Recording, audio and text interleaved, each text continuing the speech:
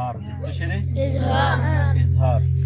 ونون ساکنه نون تنوین کلمه به قاعده د اظهار ده اوس اظهار معنی د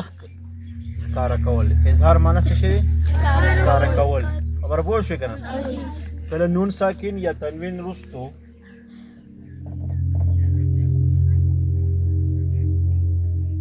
نون ساکن یا تنوین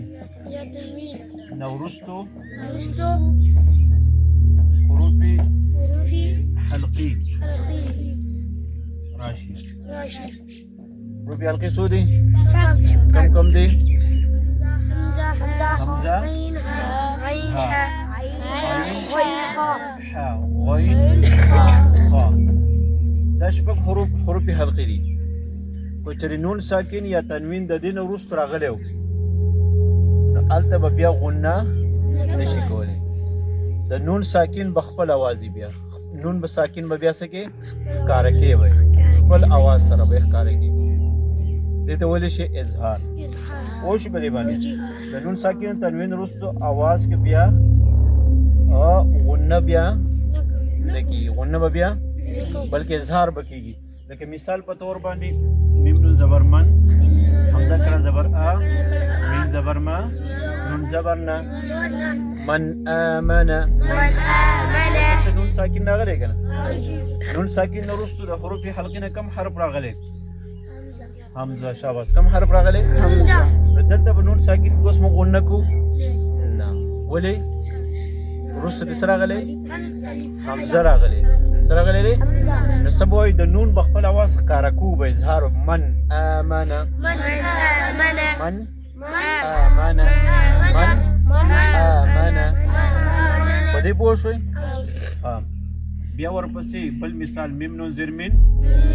من الف زبر ها زرها دال دو زیر دی من هادin هادي دلته به غنه کوو نه ولې به نه کوو څه راغلی ده د حروف حلقې نه وروسته د نون ساکن نه وروسته د حروف حلقې نه کوم حرف راغلی ها چې کله د نون ساکن نه وروسته د حروف حلقې نه یو حرف راشي نه هلته به غنه نه به کوو څه به ووایو من هادin من هادي د نون ساکن اظهار ښکاروالی به کوو من هادin من هادي من هادin من هادي ها میم نون زیر من من عین زبر آ بينما لام زبر لا لا قاف دو زیر قین أبزرق من علق من غلق دلته به غنه کوو نون ساکن کې نه ولې به نه کوو عین راغلی د څه نه د حروف حلقې نه څه راغلی دی عین نو په نون ساکن کې به غنه نه به کوو من علق نعمت الله ودی من علق من علق ها دا د عین مثال شو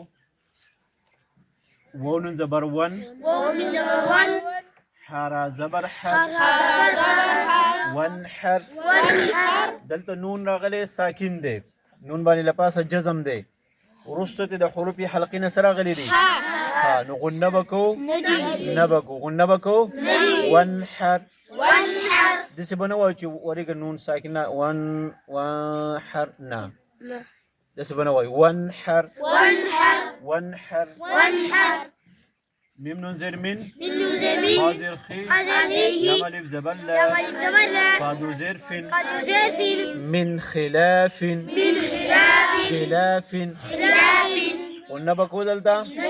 نه ولې خالق خا راغلی څه راغلی د حروف حلقې نه د نون ساکن نه وروسته څه راغلی ده خا راغلی نو غنه به نبو نه کوو من خلاف من خلاف څو مثالونه شو یوه دوه درې څلور پنځه څه شو پنځه مثالونه شو دو پوه شو که نه اوس د غین دپاره میم نون زیر من غین یا زبر غین را زیر ری ها کړي زیر هی من غیره من غیره من غیره غنه به کوو دلته نه ولې به نه کوو غین راغلی د حروف حلقې غنه په دې خبره تاسو